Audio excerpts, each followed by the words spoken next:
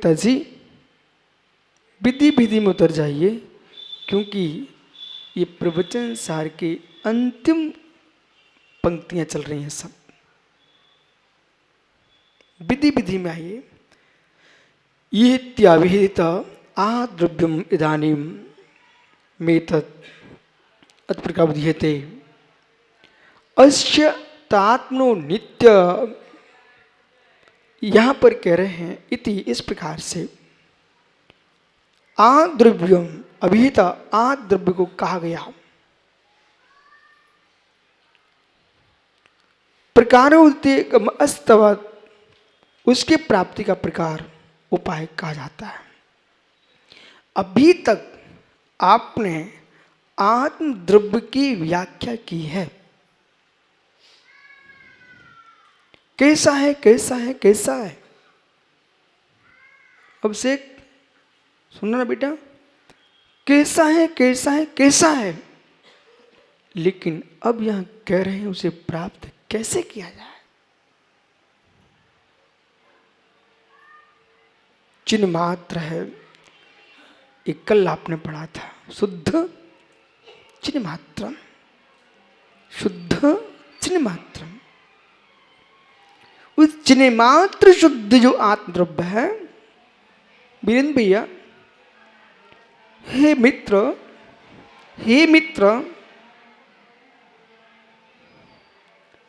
ये लिखने में भी एक आनंद है, पढ़ने में भी एक आनंद है भैया, माला फेरने में भी एक आनंद है।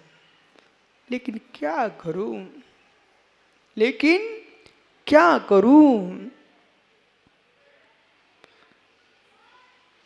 गुड़ में भी आनंद है, यहां तक कि पके आम में भी आनंद है, यहां तक कि नीम की पकी निबोरी में भी आनंद है, स्वाद आता है। पर क्या करूं, जो मिश्री का मिठास है वो न आम में है न निबोरी में है।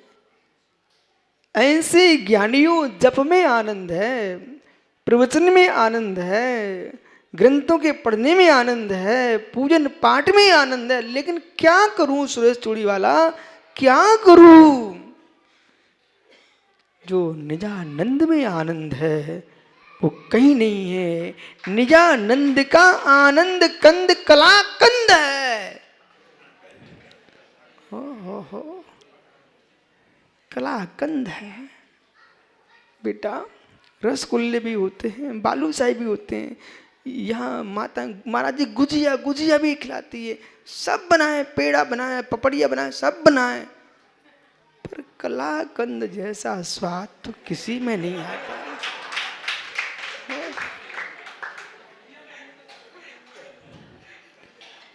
और ये भिंडी के लोगों को पता होगा, महादेव का कलाकंद आता था, महादेव का कलाकंद, परा की गुजिया, ओहो महादेव का कलाकंद, ओहो ओहो केसरिया पेड़े, ओहो कैसे मुस्कुरा रहे तुम सबके सभी ने बातों को सुन करके। विजय भैया देखो, केसरिया पेड़े भिंडी की। हे मित्र, चाहे तुम द्वारका के पेड़े कहो, परा की गुजिया बोलो, महादेव का कलाकंद बोलो, फिर भी कुछ भी कहो, कलाकंद में जो आनंद है वो कहीं नहीं है। ऐसे मित्र, कलाकंद का आनंद जब फीका होता है तो आत्म विद्या की कला का आनंद प्रारंभ होता है, वो परम कलाकंद है। ये आत्मानंद है जिसमें कुछ नहीं। धूल का स्नान आनंद न देता होता तो चिड़िया गंगा के पानी को छोड़ करके धूल में रमण कर रही है। अज्ञानियों कह सकता है चिड़िया कैसी पागल है, तुम क्या जानो, चिड़िया चिड़िया ही जानती है।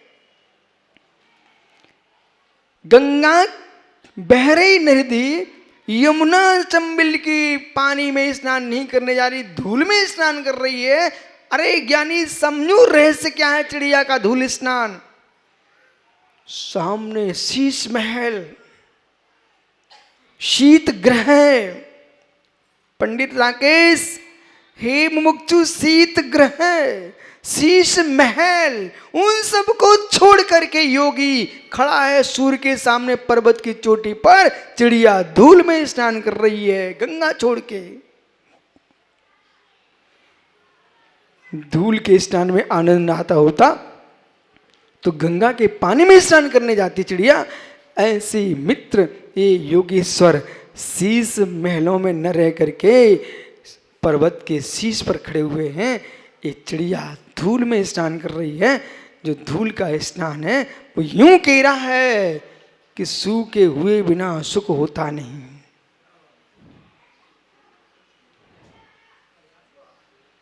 विजय सूख जा, विजय भैया सूख जा। मतलब तू ठठेरा मत बन जाना छत पे जा करके। विजय भैया सूख जा। ओहो, आयुष ठठेरा जानता है क्या? ठठेरा क्या? ठठेरा, ठठेरा। हाँ बेटा, ठठेरा समझो, ठठेरा। अब भदौरिया से पूछो, किसान से। करब का ठठेरा, जो करब सूख जाती है, समझ गए? बाजरे के पौधा, जो ज्वार का पौधा सूख जाए, ठठेरा। ज्ञानी, कर्म के रस से सूख जाए आत्मा तो बन जाए ठठेरी। पर विषय समझो, मनुष्य तुझे नहीं दिखता ठठेरे का स्वाद, पर पूछो उस गाय भैंस से, कुटी जब बनती ठठेरे की तो आपको मालूम उसे दूध देती है गाय। कर्म ठठेरे हो जाएं, कर्म ठठेरे हो जाएं, कर्म ठठेरे हो जाएं।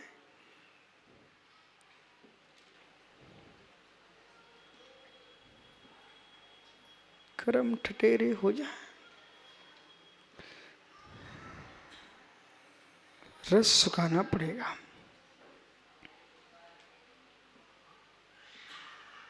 गली का गरी के अंदर का गोला तभी बजता है जब भीतर का पानी सूख जाता है।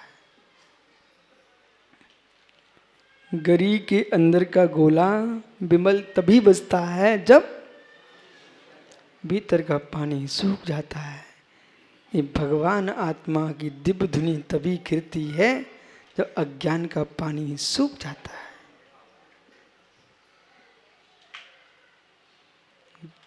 ऐसे बजा के देखते आप, बजा के मनोज विनोद बजा के देखते, बजा के बोले भेला कैसा है, अंदर का गोला बजा के देखते हो, पानी सूख जाए तो गोला बजने लगता है, और कर्म सूख जाए तो आत्मा बजने लगती, कैवल्य ज्ञान को प्राप्त होती, दिव्य धुनी को प्राप्त होती है।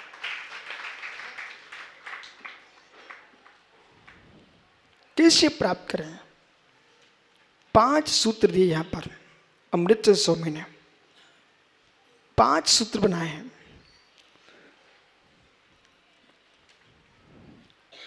वो आत्मद्रव्य तस्य तावत आत्मनो, जो आत्मा है नित्य, कैसी है?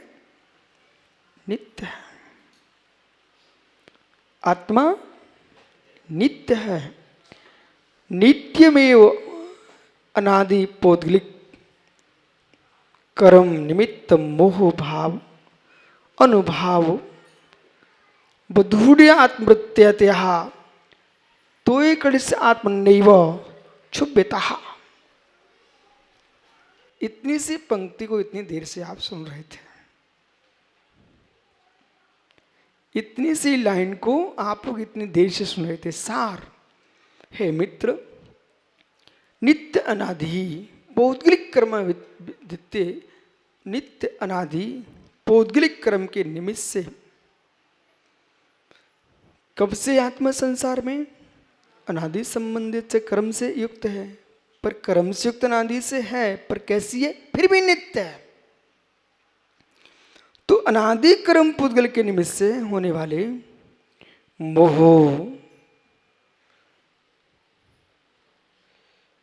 मोह भावन भवन और मोह भावना, मोह के भाव से अनुबंधित है। अनादि नित्य कर्म बंधित पौद्गलिक कर्मों से युक्त आत्मा मोह से भावित है। इस मोह की भावना से शून्य हो जाएगा ये आत्मा, तो परमा तत्व को प्राप्त कर लेगा। नारियल का पानी सूख जाए तो गरी दिखने लग जाए, जैसे ही फल आता है तो पानी लबालब भरा होता है, तब गरी नहीं होती, मलाई होती है। जैसे गरी के अंदर की मलाई मोटी होने लगती है तो पानी सूखने लगता है, और जैसे जैसे पूर्ण तैयार होती गरी तो वहां पानी सूख जाता है। ऐसे ही मोह का पानी सूखता जाएगा। जैसे जैसे जो तरल रूप में था, मालूम, वो पानी ही जो सूखा है, सूखा ही नहीं है। पानी के परमाणु, नारियल के पानी के परमाणु गरी रूप परिणत हुए हैं। समझ में आ रहा ना? क्या प्रकृति की व्यवस्था है। हे मनुष्य, तेरे शरीर भी तरलता से उत्पन्न हुआ है। समझो, बोले कुछ आगम के रहस्यों को भी सीखो। जो दिख रहा है इतना कठोर तुमको ये शरीर, ये तरलता से आया है। पिता का वीर, माँ का रस, इन दो तरल द्रव्यों के मिश्रण से घुल मिल के रहा है। और आप पढ़ो भगवती आराधना, कल्याण कार्यक्रम, आयुर्वेद शास्त्र, पूरी विधि लिखी हुई है। एक एक सप्ताह में क्रम क्रम से एक सप्ताह तक दोनों मिलकर के वहां कलल रूप में रहे। वो ही जो तरल द्रव्य था वही घनत्व को प्राप्त होता गया और लिवलिवेपने को प्राप्त हुआ। फिर उसके अंदर अंकुर उत्पन्न होते हैं। सिर, हाथ और पैर, ये 5 अवयवों का निर्माण होता सबसे पहले शरीर में, और वो धीरे धीरे बढ़ते जाते हैं। यदि कोई सोचे भैया भैया भदौरिया, उन युवा युवतियों को समझा देना जो यूं कहे वो तो 2 दिन का खत्म हो गया, वो तो 3 दिन का खत्म हुआ, तो 5 दिन का, 4 दिन का खत्म हो गया, इसमें क्या हिंसा है? बेटा, जो 9 महीने की हत्या कराने में हिंसा होती है, 2 दिन का भी गर्भ निकलवाओगे वो ही हत्या होगी। जो यूं कहते ना वो तो 3 दिन का था, 3 दिन में नष्ट करा दिया, 4 दिन में नष्ट करा दिया है, महीने भर में नष्ट करा दिया है। हे मित्र, इस क्रूरता को भूल जाइए। जैसे कि चिड़िया के अंडे को तुरंत जब देती है उसमें तरल द्रव भरा होता है, अंडा कहीं धोखे से जमीन पर गिर जाता है तो मित्र पानी जैसा फैल जाता है। फूटने पर इतना दिमाग होना चाहिए आपके पास, वही जो नीला हरा पीला पानी जो भरा हुआ अंडे के अंदर, वही जब सूखता जाता है, उसी पानी के अंदर जब से वो पानी है तब से जीव उसमें आ चुका है। बिना जीव के कभी वो पानी कठोर हो नहीं सकता है, और गर्म में प्राणी के आए बिना गर्म टिक नहीं सकता है, सड़ जाएगा। इसलिए वे जो 9 महीने का गर्भपात करा रहे हैं, वे 2 दिन का भी कराते हैं, क्रूर पापी लोग ही हैं।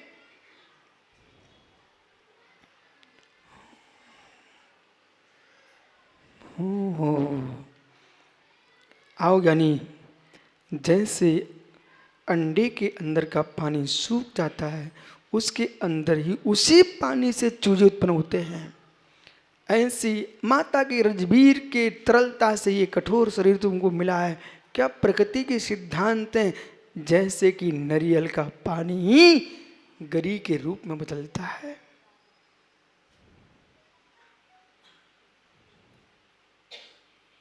ऐसा करो पंडित जी, दक्षिण भारत जाओ और किसी नारियल के वृक्ष में छेद करके उसका पानी निकाल लेना और नारियल लगा रहने देना,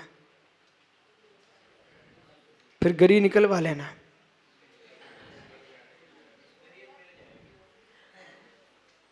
जब चक्रेश ऐसा हो सकता है तो तत्व का निर्णय अब करना चाहिए।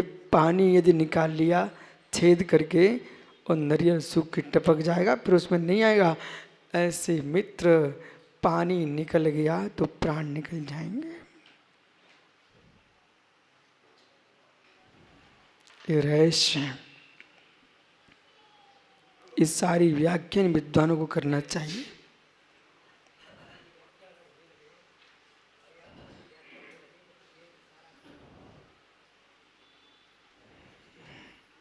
मतलब वो हमने कहा सो अब बोलने लग गए। मतलब पंडित साहब, यहाँ रहते हुए आप लोगों को लाभ दे सकते हो। लाभ देने का तरीका बदलना पड़ेगा। देखो भैया, आपको मैं ईमानदारी से बोल रहा हूँ, यहाँ सोलापुर के बहुत सारे श्रावक हैं।